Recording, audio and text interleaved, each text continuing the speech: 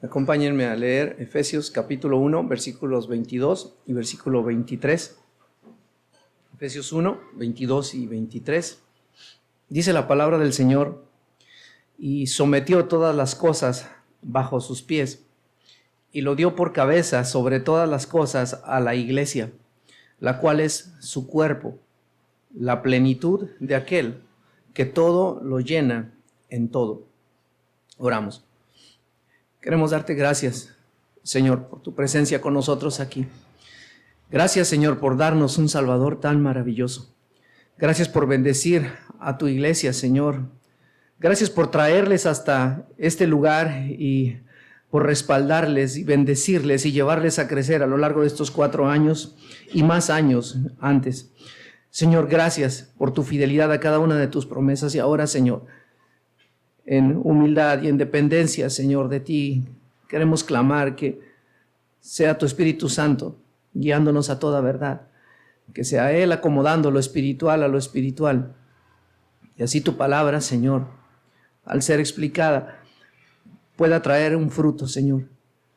Henos aquí, Señor, como aquellos huesos secos, necesitados, Señor, de tu palabra, para que así, Señor, podamos cobrar vida y levantarnos cual un ejército fuerte.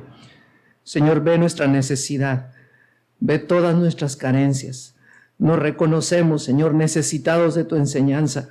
Permítenos, Señor, crecer hoy en entenderte mejor, en conocer tu gracia, tu gloria, tu poder. Permítenos, Señor, caminar en obediencia conforme a lo que el día de hoy aprendamos de ti. Guíanos, Señor. Ayuda en mi debilidad, Señor, para explicar tu verdad. Te lo suplico en nombre de nuestro Señor Jesús. Amén. La razón de reunirnos como iglesia es que tenemos un Salvador maravilloso que se reúne con nosotros. No somos nosotros mismos el centro de lo que hacemos. En realidad, cada domingo que nos reunimos, estamos reunidos en torno a Cristo y en torno a su Evangelio. Se supone que todo lo que hacemos en cada reunión de iglesia debe de apuntar hacia la gloria de Cristo, hacia la exaltación de Cristo. Eso no es un capricho mío, ni siquiera una idea de cualquier hombre. Esa es la voluntad de Dios. El mismo Señor, el Dios, creador de todo, ha ordenado en el Salmo número 2, honrad al Hijo. Lo que significa adoradle, es besar el suelo delante de un rey. Él mismo en su voluntad quiere que nosotros nos humillemos ante Cristo y de alguna forma en nuestra humillación reconozcamos su grandeza, podamos admirar su gloria, podamos deleitarnos en todo lo que Él es, y justamente de eso, de esa contemplación de Cristo, podamos entonces nosotros ser transformados de gloria en gloria como por el Espíritu del Señor. No estamos en una iglesia, hermanos amados, hermanas amadas, solamente para recibir instrucciones acerca de qué hacer y qué no hacer. No estamos aquí solamente para ser enseñados de una manera moral acerca de nuestra conducta. No estamos aquí para aprender principios familiares que nos lleven a tener una mejor relación de pareja, a ser mejores padres, a ser mejores esposos. La razón de ser iglesia es la contemplación de Cristo, es la admiración de su gloria, es fijar la mirada muy claramente y muy fijamente en Él y luego humillarnos nosotros y mediante esa contemplación de Cristo caminar luego en imitación a Él. Eso es lo que nos hace distintos como iglesia. Podríamos ser un club familiar, podríamos ser un club social, podríamos estar acá simplemente para recibir instrucciones tras instrucciones. Haz esto, no hagas esto, haz esto otro, no hagas aquello otro, y eso nos volvería legalistas solamente. ¿Y sabe qué? Si nuestro corazón no ha sido transformado por el poder del Evangelio de Cristo obrando en nosotros, es en vano cualquier exhortación que le sea hecha a usted.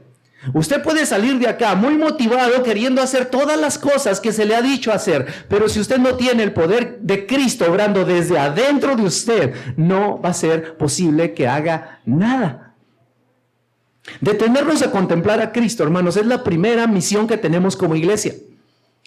Detenernos un momento, abandonar todas las cosas en nuestra mente para simplemente fijar nuestra mirada en Cristo, Eso es el inicio de una verdadera transformación en la iglesia. Ese es el inicio de un verdadero avivamiento en la iglesia. Y justamente ese es el punto que se ha perdido en tantas iglesias. Yo espero, hermanos amados, que en los futuros años no sea lo que a ustedes les pase.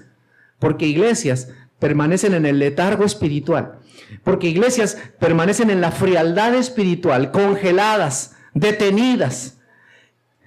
Se vuelven estériles espiritualmente. No hay fruto en ellas. La razón es, dejaron de contemplar a Cristo. Dejaron de contemplar a Cristo. Se volvieron en un club social. Se convirtieron en un club de amigos. Se volvieron en una reunión, en un conglomerado humano que apunta hacia ciertas metas. Y es muy fácil buscar ídolos en nuestra iglesia. Podríamos en los futuros años hacer de un templo o una edificación un ídolo. Y podría ser que la vida de iglesia gire en torno a un edificio más grande. Podría ser que la mayoría de nuestro tiempo gire en torno a eso. Podría ser, como algunas iglesias lo hacen, que toda su vida de iglesia gira en torno al momento de la adoración. Así que ellos se han afanado en ofrecerle al mundo, a la gente, un show, un gran espectáculo. Hay grandes inversiones en sillas cómodas, en un ambiente un poco lúgubre, oscuro, en luces, en humo, en sonido y en un buen predicador que cuenta chistes, porque todo eso atrae a la gente.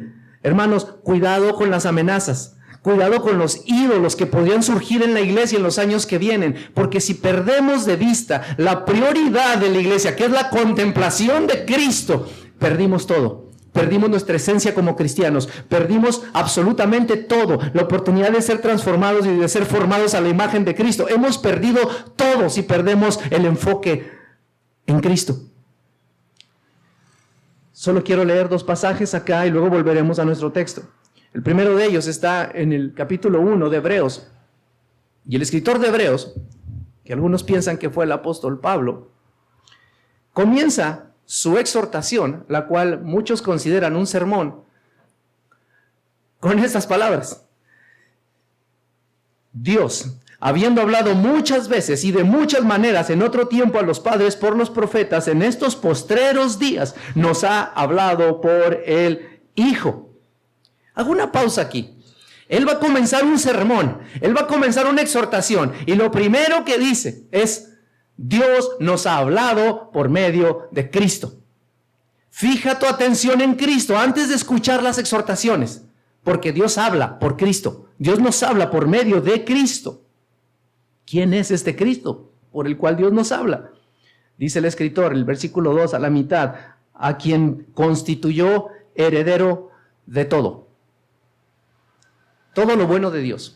Todas las promesas de Dios, toda la gloria celestial, todo lo que Dios es, se lo ha entregado a su amado Hijo, el Dios hecho hombre. Dios le constituyó heredero de todo. Es Cristo, hermanos, quien recibe en posesión suya todas las cosas. ¿Quién es entonces este Cristo? Por quien asimismo hizo el universo.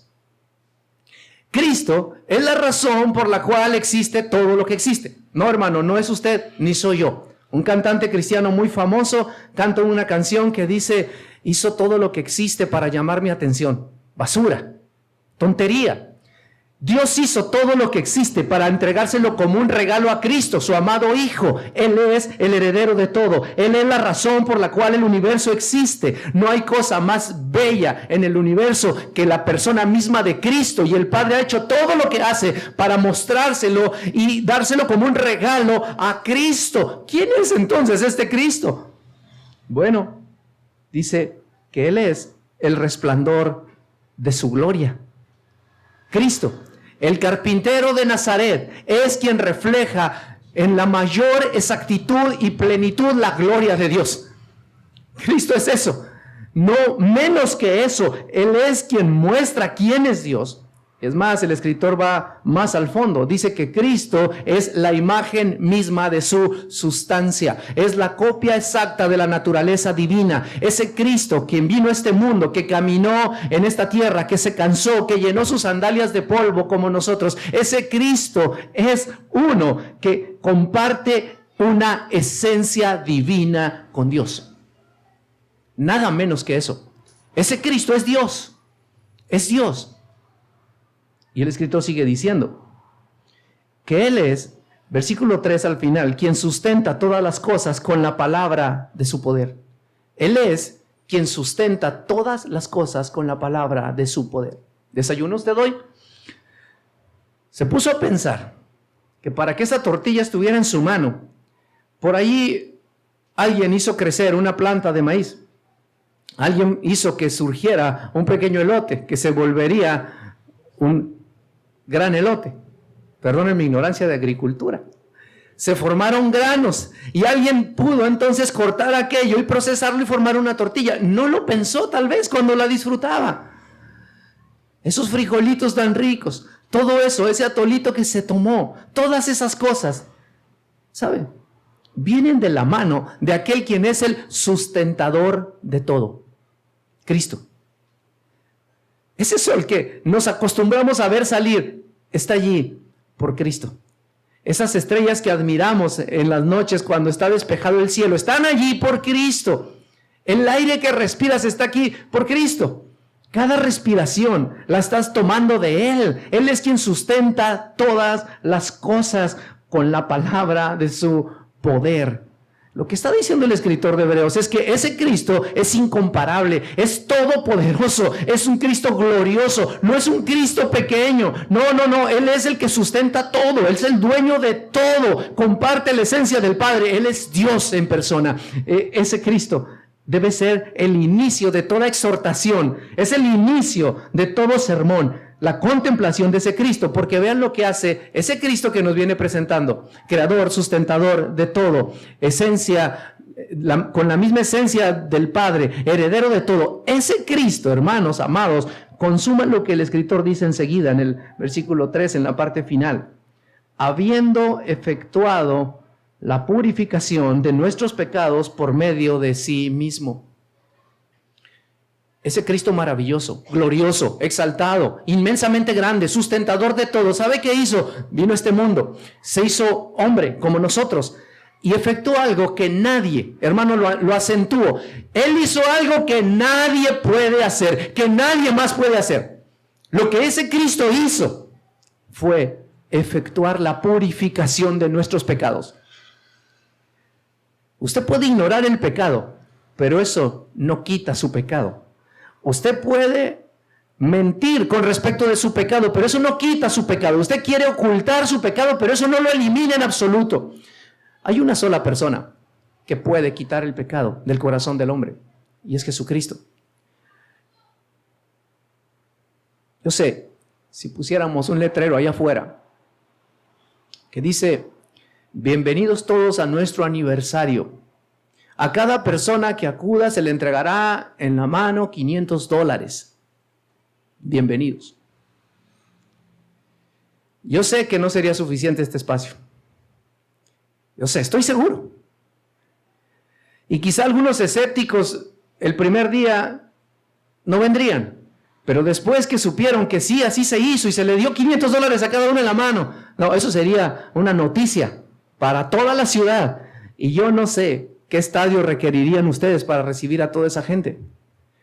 Pero vean lo que está en juego acá. Dice que Cristo efectuó la purificación de nuestros pecados. Si usted pone un letrero entonces allá y dice: mediante lo que aquí habrás de escuchar, tu pecado puede ser quitado y borrado para siempre, para que tengas vida y vida en abundancia, para que vivas en la presencia de Dios por la eternidad, para que escapes del infierno mismo. Bueno, ellos suponen que eso es lo que aquí decimos. Ellos suponen que eso es lo que aquí hacemos. Así que ese mensaje quizá no atraiga la atención de nadie. Porque la valoración de las cosas en el corazón del hombre está tan equivocada y está tan distorsionada. Lo que Cristo hace, hermanos, hermanas, lo que Cristo hace es algo que vale mucho más, infinitamente más que $500.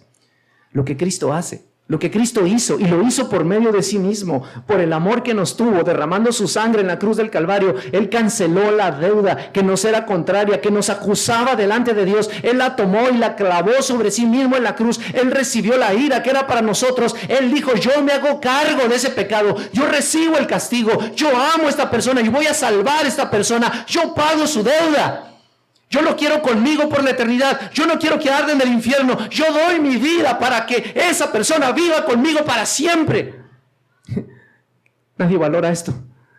Pero no hay cosa más valiosa que eso.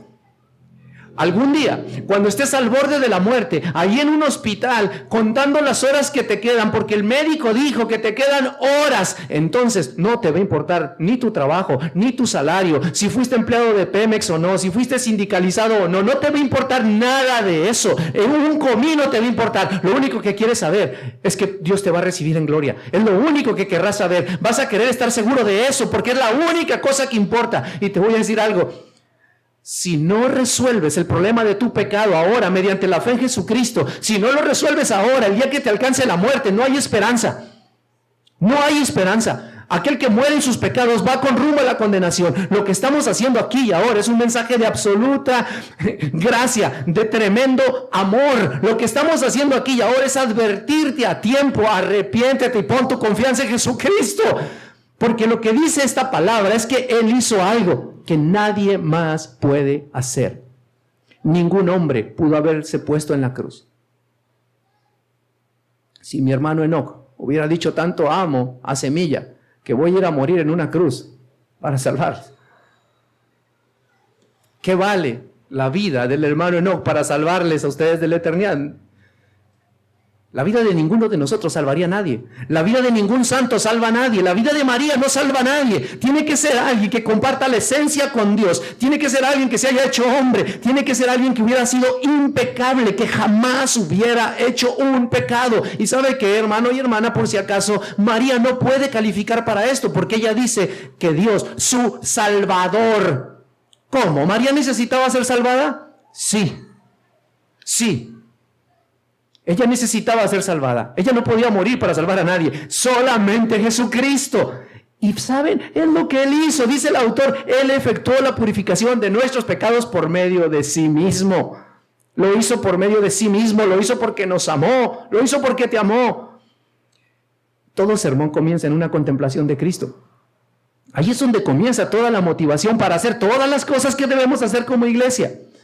Yo estaba pensando si debía predicarles algo, regañándoles que vayan y prediquen y salgan y hagan. Pero tal vez después de un sermón así ustedes pueden decir, sí, ya nos dijeron, ni modo, vamos a entrar. Ese tu ímpetu podría tardarte unos minutos, unas horas, unos días, unos meses, en algunos tal vez. Pero si tú contemplas a Cristo, si tú te detienes un momento y fijas tus ojos en la gracia derramada en la cruz de Cristo, ¿sabes qué? Un combustible dentro de ti habrá de llenar ese tanque que habrá de dominar tus emociones, habrá de dominar tu voluntad.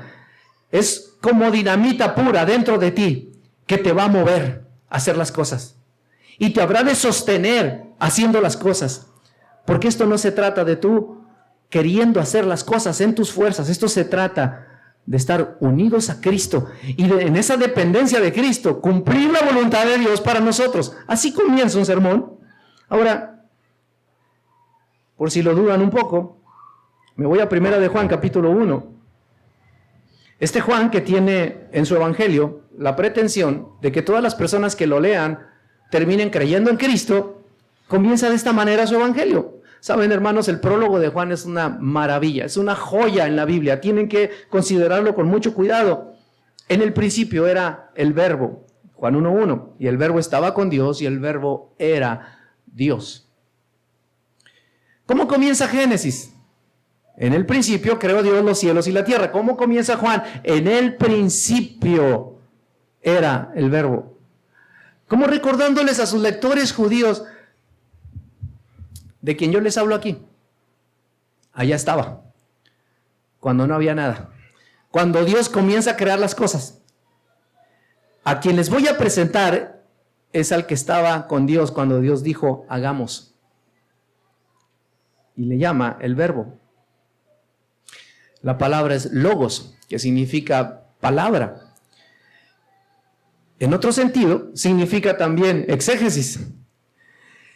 Podríamos decirlo de esta forma: Cristo es la explicación de Dios. Es Cristo quien revela quién es Dios. No tenemos un Dios de ira en el Antiguo Testamento y un Dios bondadoso y lleno de gracia en el Nuevo Testamento. Existe solamente un Dios y está unido en propósito y en voluntad. El Dios del Antiguo Testamento actúa de la misma manera que el Dios del Nuevo Testamento. Cristo manifiesta perfectamente al Dios del Antiguo Testamento. Él, el verbo de Dios, Él es la explicación de Dios. Calvino decía, Cristo es lo que Dios quería decir y Cristo es como Dios lo dijo. Por esa razón, Felipe, cuando le dice a Cristo, muéstranos al Padre y nos basta. Felipe, ¿cuánto tiempo hace que estoy con ustedes y no me has conocido? El que me ha visto a mí, ¿qué? Ha visto al Padre. Él refleja, describe, ejemplifica perfectamente al Padre. No hay duda alguna de que todas las perfecciones del Dios del Antiguo Testamento están en igual manera en el Dios del Nuevo Testamento. En el Dios del Nuevo Testamento, Jesucristo hecho hombre. Versículo 3. Todas las cosas por Él fueron hechas y sin Él nada de lo que ha sido hecho fue hecho. Versículo 4. Ojo, hermanos, en Él estaba la vida. ¿Qué vino a causa del pecado? La paga del pecado es muerte. Juan dice, les voy a decir algo. En este Cristo que muchos menosprecian y le quieren ver como un simple hombre, en Él estaba la vida, la capacidad de dar vida. El contraste de Juan en palabras como vida, muerte, luz, tinieblas es asombroso a lo largo del Evangelio, pero luego complementa versículo 4, y la vida era la luz de los hombres. Los hombres viven en tinieblas. No tiene que ser convencido de eso, ¿o sí? Vaya afuera, hay tinieblas por todas partes. La gente vive en medio de maldad. No, no somos buenos, ni cerca de serlo. De dentro del corazón salen los malos pensamientos, los hurtos, las blasfemias, las fornicaciones. Todo eso sale del hombre y contamina al hombre. Póngase gel antibacterial en todas partes, póngase en las manos, vaya y métase a un punto de sanitización, pero nada sino Cristo limpia su interior de donde brota toda la pudredumbre y toda la maldad. Este mundo está lleno de tinieblas. Bueno, la buena noticia es Cristo es la luz de los hombres. Él destruye las tinieblas. En su luz las tinieblas no prevalecen. Es lo que dice el versículo 5. La luz en las tinieblas resplandece y las tinieblas no prevalecieron contra ella. Vaya al versículo 9. Aquella luz verdadera que alumbra a todo hombre venía a este mundo. En el mundo estaba y el mundo por él fue hecho, pero el mundo no le conoció. A lo suyo vino y los suyos no le recibieron. Mas a todos los que le recibieron, a los que creen en su nombre, les dio potestad de ser hechos hijos de Dios. Atención a esto, hermano. A todos los que le recibieron, los que le reconocieron, los que dijeron efectivamente este hombre es Dios, los que dijeron efectivamente este es el enviado de Dios, los que dijeron como Juan el Bautista, he aquí el Cordero de Dios que quita el pecado del mundo, los que le recibieron. ¿Qué les pasó a estos que le recibieron? Les dio el derecho de ser hechos hijos de Dios. No todos somos hijos de Dios. En un sentido como de creación de Dios sí lo somos, pero hijos de Dios son aquellos que reconocen a Cristo, que perciben quién es Él y que creen en Él para su salvación. A estas personas Dios les reconoce en su familia. ¿Qué hace usted por su hijo? ¿Qué sería capaz de hacer por su hijo? Yo doy la vida por mis hijas. Yo sé que cualquier padre aquí no dudaría en decir lo mismo. ¿Qué hace Dios, el perfecto y santo Dios, por aquellos a quienes Él recibe como hijos? Tener a Dios por Padre es la cosa más maravillosa que le puede pasar a cualquier persona. Es la cosa más maravillosa que le puede pasar a cualquier persona.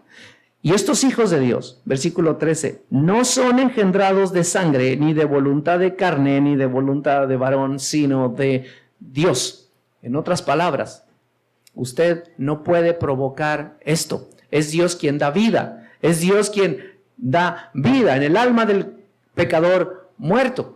Es Dios en una obra creativa haciendo iluminar su luz en el corazón del hombre. Es lo que dice Pablo en 2 Corintios capítulo 4 versículo 6. El Dios que hizo que de las tinieblas resplandeciese la luz es el que resplandeció en nuestros corazones para iluminación del entendimiento de la gloria de Dios en la faz de Jesucristo. Dios es quien da vida. A ti te llama a arrepentirte y a creer en Él, pero es Él quien va a hacer el milagro de darte vida y de adoptarte en su familia para que seas su hijo. No es algo que tú puedes hacer ni algo que tú puedes provocar. Juan va a decir algo que se repetirá en nuestro pasaje. En el versículo 16 dice, de su plenitud tomamos todos. Cristo es pleno, Cristo es suficiente, a Él no le falta nada. Y es de Él de quien bebemos nosotros para vivir en esta vida. Es de Cristo. Vuelvo al punto. Tú no puedes pretender ser cristiano sin una contemplación de Cristo. No vale la pena llenarte de enseñanzas acerca de qué hacer y qué no hacer si no estás unido a Cristo por la fe. De su plenitud tomamos todos. Plenitud es pleroma, aquello que es completo. A Él no le falta nada, Él es suficiente. De Él tomamos nosotros para vivir la vida. Es justamente de Él. En Él nos apoyamos. Separados de mí, nada podéis hacer. Juan 15:5. Ahora, quiero que vayamos de vuelta a nuestro pasaje en Efesios capítulo 1. Porque lo que hace el escritor de Hebreos y lo que hace Juan en su evangelio, lo hace Pablo en Efesios. El apóstol Pablo, desde el versículo 1 de Efesios, tiene una inquietud en su corazón. Está escribiéndole a una iglesia. Y la preocupación en el corazón de Pablo no era, hermanos, muchas gracias, hermano. La preocupación en el corazón de Pablo no era si aquella iglesia habría de comprar un terreno o no, si habría de construir un templo o no. La preocupación de Pablo no era si todos los hermanos habrían de estar sanos, contentos y felices. No, la preocupación en el corazón del apóstol Pablo que le llevaba a arrodillarse delante de Dios era completamente otra. Completamente otra. Es esa la preocupación genuina de un verdadero siervo de Dios. Y hermanos y hermanas, debería ser la preocupación de todos nosotros con respecto de los otros. Si usted es de Cristo, si usted ama verdaderamente esta iglesia, la preocupación en su corazón que debe estar por encima de las demás preocupaciones, que de por sí ya son muchas, es esta misma preocupación. Efesios capítulo 1, versículo 16. Dice el apóstol Pablo, no ceso de dar gracias por vosotros, haciendo memoria de vosotros en mis oraciones. Y aquí está la oración de Pablo, versículo 17. Para que el Dios de nuestro Señor Jesucristo, el Padre de gloria, os dé espíritu de sabiduría y de revelación en el conocimiento de Él. Pongo una pausa. ¿Cuándo fue la última vez que usted oró algo como esto? Señor, Padre de Jesucristo, Padre de gloria, te ruego, dale a mis hermanos espíritu de sabiduría y de revelación en el conocimiento tuyo. Dale a mis hermanos, por tu gracia, la posibilidad de conocerte más. ¿Cuándo fue la última vez que usted oró así? ¿Puede recordar acaso una vez que haya orado así? Permítele a mi hermano que te conozca más. ¿Cuándo fue la última vez que lo hizo? El apóstol Pablo nos pone un ejemplo. Él sabe que si una iglesia conoce a Dios más, esa iglesia habrá de ser transformada más. Porque contemplar a Dios hace que tu rostro se ilumine, habló figuradamente, como el rostro de Moisés. Esa es la preocupación de Pablo. ¿Y de qué manera? Versículo 18, alumbrando los ojos de vuestro entendimiento. Parece que Pablo está recordando la escena del Éxodo con Moisés. Alumbrando los ojos, pero no alumbrando el rostro, no poniendo una luz frente a mí, los ojos de mi entendimiento. ¿Para qué? Para que sepáis. Y hay tres cosas acá. Número 1, ¿cuál es la esperanza a la que Él os ha llamado? ¿Cuáles son las riquezas de la gloria de su herencia en los santos? Y número 3, ¿cuál es la supereminente grandeza de su poder para con nosotros los que creemos? Tres cosas en el corazón de Pablo que representaban su preocupación. Señor, dales espíritu de revelación para que sepan ellos cuál es la esperanza a la que han sido llamados. ¿Cuáles son las riquezas de la gloria de su herencia en los santos? Estas dos cosas, por principio de cuentas, hermanos, rompen con todo apego a cuestiones mundanales. ¿Se dan cuenta? En la misma medida en que tú aprecias lo eterno, menosprecias lo terrenal. Por eso me encanta aquel himno que dice, fija tus ojos en Cristo, tan lleno de gracia y amor, y lo terrenal sin valor será, a la luz del glorioso Señor. Entre más contemplamos a Cristo y entre más entendemos las riquezas que tenemos en Cristo y la herencia que tenemos en gloria, entre más nos damos cuenta de las riquezas que nos han sido dadas, entonces lo temporal no tiene valor, esto no tiene peso. Soy liberado entonces de la idea mundanal de que el dinero representa todo. Entonces no tendremos que estar exhortando a los hermanos, vaya hermano, ya no trabaje tanto para que venga a la iglesia. Porque aquel hermano dirá, no, mi prioridad no es construir un reino acá, yo trabajo para el reino de Cristo. Las demás cosas vienen por añadidura. ¿Saben que hay ciertos pecados que en las iglesias toleramos muy fácilmente? Si miramos a alguien que fuma o bebe, tenemos serios problemas. Pero si miramos a alguien que trabaja como loco porque le encanta tener mucho dinero y no viene a las reuniones por lo mismo, tal vez no tenemos tanto problema, ¿no? Pero esa persona está también desobedeciendo al Señor. Buscad primeramente el reino de Dios y su justicia, y todas las demás cosas os serán añadidas. Pablo dice, si ellos comprenden, Señor, si tú les das espíritu de sabiduría y de revelación, y ellos pueden comprender la esperanza y las riquezas en su herencia, entonces se han resuelto muchos problemas. Entonces, el trabajo mío como apóstol tendrá menos demanda de tiempo. Entonces, ellos, al menospreciar esta vida terrenal, estarán ahora ocupados en cosas eternas. Entonces, ellos mismos estarán predicando el evangelio en otras partes. Entonces, no tendré que andarlos empujando para que hagan las cosas, porque todo lo terrenal y todo lo mundanal, ya ellos lo desprecian, les ha perdido brillo y valor las cosas de este mundo. Están ocupados en lo eterno. Están viendo cómo predican el evangelio, están viendo cómo edifican a otros, están viendo cómo conocen más la palabra y están enseñando la palabra a otros. Y esa dinámica comienza a hacer que la iglesia crezca, se edifique, se fortalezca. Y entonces Pablo puede decir, gloria a Dios, como le dijo a los tesalonicenses, yo ya no tengo necesidad de hacer nada. Ustedes han hecho que el testimonio de Cristo llegue hasta allá. Nosotros no tenemos ya mucho trabajo. Una iglesia que comprende esto, hermanos, es una iglesia que ha sido empoderada por Dios para hacer la obra. Por eso nuestra oración debe ser en este sentido. Pero ¿cuáles son las peticiones de oración en nuestros cultos de oración? Ore porque estoy orando por un trabajo, porque es una buena oportunidad. Ore porque estoy algo enfermo. Ore porque... ¿Dónde están estas oraciones en la iglesia de Cristo? Se han perdido, se han olvidado. Están en el abandono.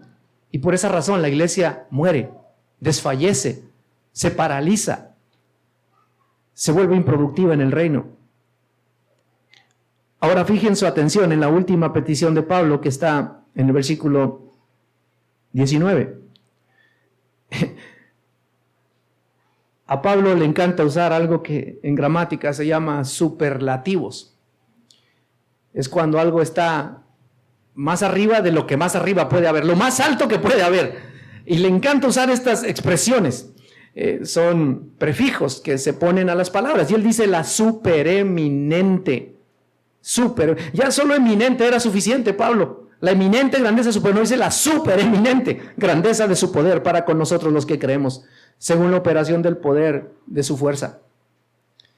Pablo dice, es mi preocupación y es mi oración que esta iglesia conozca a Dios Santo tu poder, la grandeza de tu poder.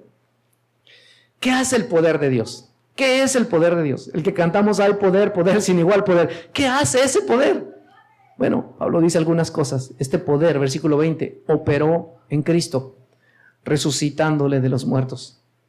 Hermano, el poder de Dios resucita muertos. El poder de Dios da vida. ¿Conoce usted algo que haga eso en el mundo? Nada hace eso.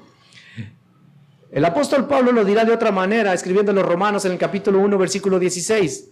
Yo no me avergüenzo del evangelio, porque es poder de Dios para salvación a todo aquel que cree, al judío primeramente, pero también al griego. Porque en el Evangelio la justicia de Dios se revela por fe y para fe, como está escrito, mas el justo por la fe vivirá. La iglesia tiene un mensaje que representa el poder de Dios para salvación. Y Pablo quiere que la iglesia conozca ese poder. ¿Sabe qué pienso yo, amado hermano y hermana, cuando escucho las noticias de las extorsiones, del crecimiento del narcotráfico en la ciudad de Tuxtla Gutiérrez y en todo el estado de Tuxtla Gutiérrez, de hermanos que sufrieron un atraco en las calles? ¿Sabe qué pienso yo? Esa gente que nos preocupa y nos molesta porque andan delinquiendo en las calles, necesitan del poder de Dios actuando en ellos. A esa gente, la única cosa que les puede sacar de allí es el poder de Dios obrando en ellos, actuando en ellos. Y si un presidente los metió en la cárcel a todos y mantuvo un control ahí de su país, está bien, pero esas personas siguen siendo delincuentes ahí. Nada ha cambiado sus vidas, solamente que los tienen encerrados. Pero el poder del que Pablo habla transforma el corazón del hombre. Hace que una persona que antes era todas esas cosas, ahora hace exactamente lo contrario. Como por ejemplo el que hurtaba no hurte más, sino trabaje haciendo con sus manos lo que es justo para que tenga que compartir con el que padece necesidad. Es el poder transformador del Evangelio de Cristo, el poder que tenemos que reconocer, entender y vivir. Te quejas de la maldad, te quejas del vecino, te quejas de tu esposa, te quejas de tu esposo, te quejas de la iglesia, te quejas de tantas cosas malas que pasan en el mundo. Entiende esto. Debes saber que Dios tiene recursos ilimitados y un poder infinito para provocar una transformación interna asombrosa. No voy a detenerme mucho hablando de esto, pero mi vida de joven fue algo terrible. Y cuando finalmente Dios me salvó, mi familia misma no lo podía creer. ¿Qué le pasó? ¿Qué le pasó? Era un cambio grande. ¿Qué pasó? ¿Qué hizo? ¿Por qué ella no está haciendo las groserías que antes hacía? ¿Por qué ese carácter fue cambiado tan de golpe? ¿Qué le pasó? Ni yo mismo lo entendía. Pero es el poder de Dios actuando en las personas. Y tristemente, hermanos, tengo que decir esto también. En nuestras iglesias parece que ya no hay mucha diferencia del antes y el después. En el tiempo en que yo vine a Cristo, era muy evidente cómo era uno antes de conocer a Cristo y cómo terminó siendo después. Pero si usted vino a la iglesia y repitió una oración, invitó a Cristo a venir a su corazón, pero sigue siendo el mismo que era antes, entonces no hay cambio, no hay transformación y no ha experimentado el poder de Dios. Tiene que venir a Cristo en arrepentimiento y fe. Debe haber un antes y un después. Es como un predicador lo dice. Si yo les cuento que hace 5 minutos, y él está con traje y corbata, hace 5 minutos allí en la calle me atropelló un tractocamión con 50 toneladas de peso. No puede ser. ¿Hace 5 minutos? Sí. No, si eso hubiera pasado, usted estaría en el hospital. Pero a veces decimos, he llegado a conocer a Cristo. Soy de Cristo porque repetí la oración del pecador. No hay ningún cambio, en ningún hábito. No hay deseo por las cosas de Dios. No amamos la palabra de Dios. No amamos la iglesia de Cristo. No amamos la oración. No servimos a nadie. Estamos igual centrados en nosotros mismos. Tenemos una vida orientada hacia el dinero y hacia las cosas del mundo. Y decimos que conocemos a Cristo, por favor. Ese poder actuó en Cristo resucitándole de los muertos y le sentó a la diestra en los lugares celestiales y le puso sobre todo principado, autoridad y poder y señorío y sobre todo nombre que se nombra no solo en este siglo sino también en el venidero. Y déjenme, hermanos, compartirles el asombro que tengo por este pasaje. Dice Pablo que el poder de Dios que actuó en Cristo tomó a ese sin igual ser, Dios hombre, y lo que hizo fue, lo resucitó de los muertos. Y luego lo llevó y lo sentó a su diestra en los lugares celestiales. Versículo 21. Le dio autoridad sobre todo principado, autoridad, poder y señorío. Son sinónimos de huestes celestiales, de huestes angelicales. En el capítulo 6 Pablo va a hablar mucho de eso. No tenemos una guerra contra sangre y carne, sino contra principados, potestades, contra los gobernadores de las tinieblas de este siglo, contra huestes espirituales de maldad en las regiones celestes. Pablo está diciendo, Cristo está por encima de toda autoridad demoníaca. Tiene un poder infinito. Dios le concedió ese poder a él. Usted no tiene que estar preocupado o preocupada por el diablo. Cristo ha vencido al diablo, lo ha humillado, lo ha pisoteado, cumplió aquella profecía dada a Eva en el jardín del Edén. Habría un descendiente de ella que aplastaría la cabeza de la serpiente. Él cumplió eso. Él ha sido exaltado sobre todo poder. Y luego dice aquí que le puso sobre todo nombre, que se nombra, no solo en este siglo, sino también en el venidero. Yo no sé, ¿qué haría usted si uno de esos personajes famosos de la televisión o de la escena pública viniera a esta iglesia y a usted le avisan que va a estar aquí? Quizá mucha gente tendría el deseo de venir. Un famoso futbolista, un famoso cantante. Hay que ir, porque va a ir. Bueno, Pablo dice que el que se reúne con los santos en la iglesia de Cristo es uno que ha sido exaltado por encima de todo nombre que se nombra, no solo en este siglo, sino también en el venidero. El que está aquí es Jesucristo, el eterno y glorioso y santo Hijo de Dios. El que se reúne con los santos, a los que llama hermanos. Desde aquí, desde esta reunión de los santos, Él exalta a su Padre. El que está aquí entre nosotros, hermanos, es uno que tiene un nombre por encima de todo nombre. No menosprecia a Cristo. Venga aquí porque usted se encuentra con Cristo, porque usted escucha a Cristo predicar desde su palabra. Venga acá en el ánimo de admirarse por la gloriosa y maravillosa persona de Cristo. No venga acá a llenarse de aburrimiento. No venga acá a encontrar un lugar para recostar su cabeza y dormir un rato. Venga acá y si tiene sueño vaya y póngase agua en la cara y venga acá y diga: yo quiero escuchar a Cristo. Yo quiero conocer a Cristo, quiero ver a Cristo. Él está exaltado por encima de todo nombre que se nombra. No hay nadie más alto que Él, ni lo habrá después. Si nuestra motivación no es ese Cristo y la exaltación de ese Cristo, estamos perdiendo el tiempo como iglesia. Si tu motivación para venir aquí no es ese Cristo, entonces, ¿qué estás haciendo acá? Hay mejores cosas para hacer. Vete a ver el Super Bowl. Si tu motivación aquí no es Cristo, estás perdiendo tu valioso tiempo. Ve y haz los afanes de la casa. Ocúpate en otras cosas. La iglesia está acá para contemplar a la gloriosa persona de Cristo. Pablo ora que podamos conocer el poder de ese Cristo que el Padre mismo, dice versículo 22, sometió todas las cosas bajo sus pies. Ahora, aquí está la parte más maravillosa. Si ustedes prestan atención a esto, hermanos, Pablo ha venido diciendo que Cristo fue exaltado por encima de los ángeles, que Cristo ha sido exaltado por encima de todo nombre que se nombra. Pero aquí hay una categoría aún mayor. Cristo ha sido dado por cabeza de la iglesia. Interesante, lo dice, sobre todas las cosas a la iglesia. Dios el Padre ha querido que ese Cristo glorioso sea aquel quien tiene todas las prerrogativas de liderazgo y autoridad sobre la iglesia. Hay dos cosas interesantes para notar ahí, y ahorita vamos a hablar de algunas implicaciones de ese hecho. La primera cosa interesante es que la iglesia está fuera de toda categoría. Eso es lo primero.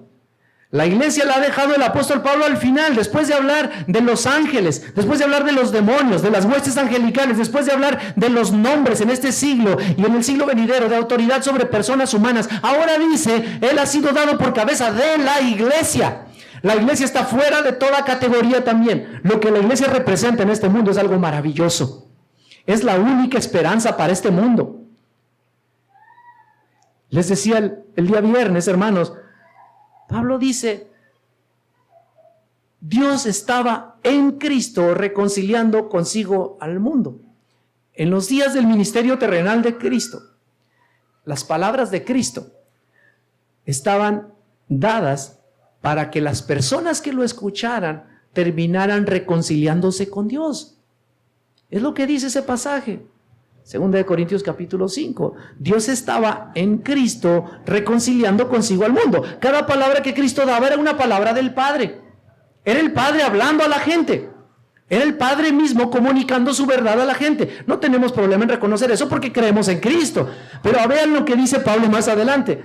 Dice que Él nos dio a nosotros el ministerio de la reconciliación. Cristo no está más en el mundo. Vive entre nosotros, se manifiesta entre nosotros. Pero no está más en la misma manera en que estuvo en aquellos días de su ministerio terrenal. Pablo dice, nos dejó a nosotros. Nos dio a nosotros la palabra de la reconciliación. Nos encargó a nosotros el ministerio de la reconciliación. Y luego dice Pablo, así que somos embajadores en nombre de Cristo. Como si Dios rogase por medio de nosotros. Os rogamos en nombre de Cristo, reconciliaos con Dios. Hermano y hermana, vea la seriedad de esto. Cada vez que en esta iglesia donde los santos se reúnen y la palabra es expuesta y Cristo es predicado, es Dios, ningún otro. Dios diciéndole al mundo, reconcíliate con Dios, reconcíliate conmigo. Es su mensaje mismo siendo dado. El mensaje que salva a los pecadores y los arranca de ese mundo de tinieblas y los traslada al reino de luz. El mensaje del evangelio es dado desde la iglesia de Cristo, donde Dios habita, y es Dios mismo diciéndole al hombre, reconcíliate conmigo. Si usted está acá y usted no es de Cristo, no menosprecie esto. No soy yo predicando. No soy yo. Es la palabra de Dios. Es Dios mismo diciéndote, reconcíliate ya conmigo, reconcíliate ya conmigo, ven a mí. Es Dios, Dios mismo. La iglesia está por encima de toda categoría. La iglesia, vean, Pablo va aún más adelante, versículo 23, es su cuerpo. Estamos unidos, hermanos, de una manera orgánica a Cristo, dependemos de Él. Así como su mano, su brazo, su corazón está ligado y gobernado por su cabeza. La iglesia depende absolutamente de Cristo. No podemos hacer nada sin Cristo. Perder la contemplación de Cristo es perderlo todo en la iglesia. La iglesia es su cuerpo. Dice Pablo, la plenitud de aquel que todo lo llena en todo. Déjeme terminar con algunas implicaciones de este hecho. La primera implicación, hermanos, si Jesús es la cabeza de la iglesia, el creyente vive bajo la victoria de Cristo. La primera implicación tiene que ver con la victoria de aquel que es la cabeza de la iglesia. En 1 Juan 5:4 dice que el que es nacido de Dios vence al mundo. Si Cristo es cabeza de la iglesia, usted y yo somos victoriosos sobre el mundo. Somos victoriosos sobre las tinieblas del mundo. 1 Juan 5:18 es lo que dice y agrega, el creyente puede tener victoria sobre el pecado y sobre el diablo mismo. La iglesia que tiene por cabeza a un Dios victorioso habrá de triunfar sobre sus enemigos, así como su Salvador ha triunfado. Vivamos, hermanos, la vida cristiana bajo esa profunda convicción de que a nuestro Salvador se le ha dado dominio sobre todo, y es a Él a quien servimos. Su poder se manifiesta en nosotros.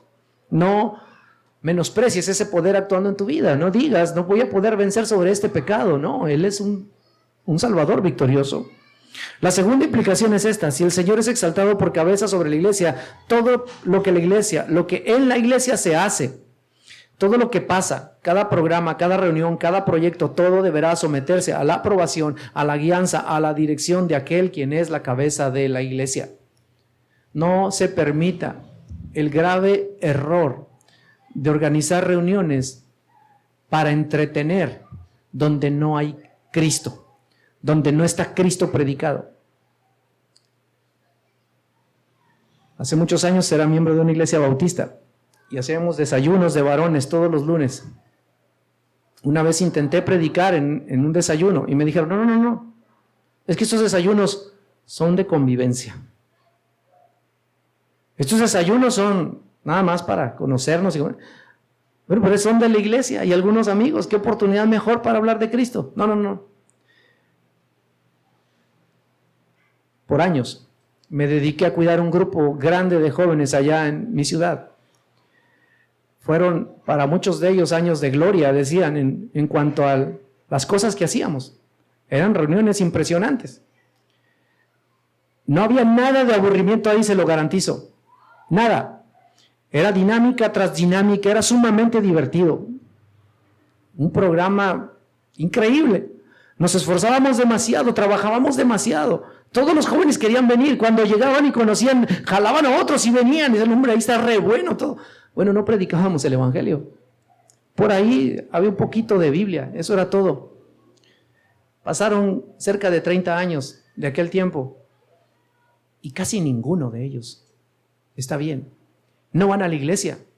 Algunos se casaron, se divorciaron ya. Viven en unión libre. Algunos en homosexualismo. Es un desastre. Empleamos mucho tiempo, empleamos mucho dinero y todo se fue a la basura, porque ni nuestras actividades, ni nuestro entretenimiento, ni nada de lo que hacemos puede reemplazar el poder de Dios obrando en el corazón del hombre. Nada. No saque a Cristo, por favor, no saque al evangelio de ninguna reunión. No se lo permita. Si Cristo es la cabeza, Él tiene la prerrogativa, cada vez que la iglesia se reúne, de ser el primero que se nombra, el más exaltado, aquel a que se le da gloria. Él es dueño de la iglesia, Él es cabeza de la iglesia, y todo nuestro programa, nuestra liturgia, nuestra adoración debe girar en torno a Él. Si lo que hacemos no está trayendo más gloria a Cristo, hermanos, estamos en un error. Habrá que cambiarlo.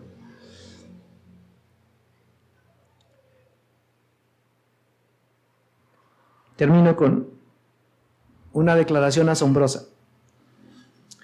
El versículo 23 dice que la iglesia es la plenitud de aquel que todo lo llena en todo. Les dije que hablaríamos de esta palabra otra vez. Plenitud es pleroma, lo que es completo. En Cristo habitó toda plenitud. Todo lo que es de Dios es de Cristo. En Él está todo lo que necesitamos. Pero luego dice este pasaje algo un poco distinto, que la iglesia es la plenitud de aquel que todo lo llena en todo. Quiero llevarles a pensar que, en primera instancia, lo que esto nos deja ver es algo como si Cristo se completa o se complementa con la iglesia.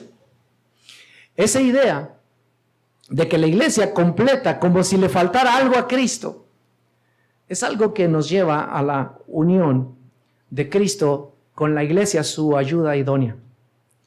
No es bueno que el hombre esté solo, le haré ayuda idónea para él. Y esto, hablando del matrimonio en el Génesis, sin embargo, hablando de la unión con Cristo, la unión de Cristo con su iglesia, Él ama a su iglesia tanto que Él se complementa con ella. Este plan fue trazado desde la eternidad. El Padre le dijo al Hijo, yo te daré un regalo, un pueblo para tu gloria, un pueblo que te adore por siempre. Ni siquiera el mundo existía. Y en aquel pacto de redención, 2 Timoteo 1:9, gracia que nos fue dada antes de los tiempos de los siglos, en aquel pacto, trazado desde la eternidad, el Hijo se comprometió a morir por aquel pueblo, a redimir aquel pueblo, a derramar su sangre por amor a aquel pueblo, y ahora Él se complementa con ese pueblo al que ama. La iglesia es la plenitud de aquel que todo lo llena en todo. Calvino lo dijo de esta forma: la iglesia es el complemento de Cristo. Es el más alto honor para la iglesia que el Hijo de Dios se considere a sí mismo en cierto grado imperfecto, en tanto que no esté unido a nosotros. Qué consuelo es para nosotros el saber que no será hasta que estemos ante su presencia que Él tendrá todos sus elementos constitutivos, o que Él desee ser considerado como completo. ¿Se da cuenta lo maravilloso de esto? Por eso usted puede descansar en esta promesa. Si usted es de Cristo, descanse en este hecho. Pablo le dice a los filipenses: el que comenzó en vosotros la buena obra, la perfeccionará hasta el día de Jesucristo. No se desespere. Y si aún alguien le dice: oye, como que ya vamos cambiando esto, dígale: ten paciencia conmigo, soy una obra en proceso. Porque aquel que comenzó va a terminar. Allí voy en camino, ayúdame, ora por mí. Reconozco que estoy mal en eso, ayúdame. Pero ¿saben qué, hermano? El día que venga Cristo será completada esta obra a plenitud, a perfección. Nos habremos olvidado para siempre del pecado. Y como un predicador dice, en el cielo habrá dos cosas maravillosas. La primera, que estaremos delante de la presencia de Dios por la eternidad, gozándonos con Él en un reposo eterno, una plenitud de gozo, de paz. Pero lo segundo es que todos seremos semejantes a Cristo. El pecado habrá sido erradicado. ¿Se imagina si tan solo aquí en este grupo ya no habría más pecado. ¿No sería algo maravilloso? Ninguna razón para enojarnos, para dolernos, ningún mal pensamiento. ¿De qué gozo habría? ¿Se imagina vivir en una comunidad donde todos actúan, piensan, sonríen, aman, sirven como Cristo? ¿Se imagina? Eso sería maravilloso. Bueno, ese es el cielo. Eso es lo que nos tiene prometido el Señor.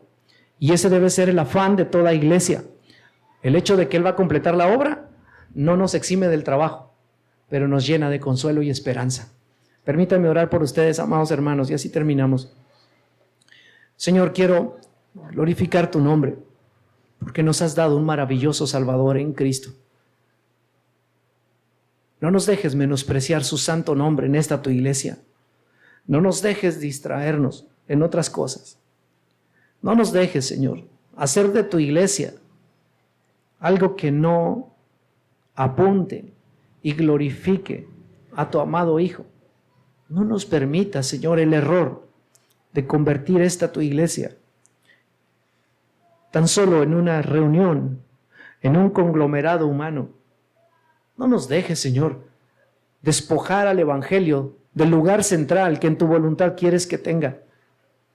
No permitas que semilla de mostaza se convierta en algún momento en una maestra de moralidad o de legalismo.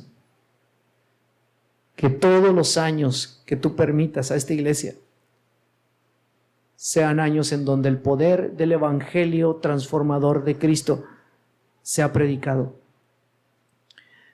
en el Evangelio. Que mis hermanos, mis hermanas comprendan estas profundas realidades que el apóstol Pablo quería que los efesios comprendieran. Que nos maravillemos, Señor, de la esperanza que nos ha sido dada, de las infinitas riquezas que en gracia tenemos. Que nos deslumbremos, Señor, del poder tuyo que resucitó a Cristo de entre los muertos. Que caminemos en ese poder, llevando el mensaje que representa ese mismo poder para redimir al pecador de sus tinieblas y trasladarlo a tu reino de luz. Santifica a tu iglesia, Señor. Bendice a tu iglesia, Señor. Fortalece a tu iglesia, Señor. Bendice a mi hermano, mi pastor Enoch. Bendice, Señor, a cada hermano que sirve en esta iglesia. Bendice, Señor, a las personas que tal vez aún no han creído en el nombre de Cristo, y guíales en tu espíritu al arrepentimiento y a la fe.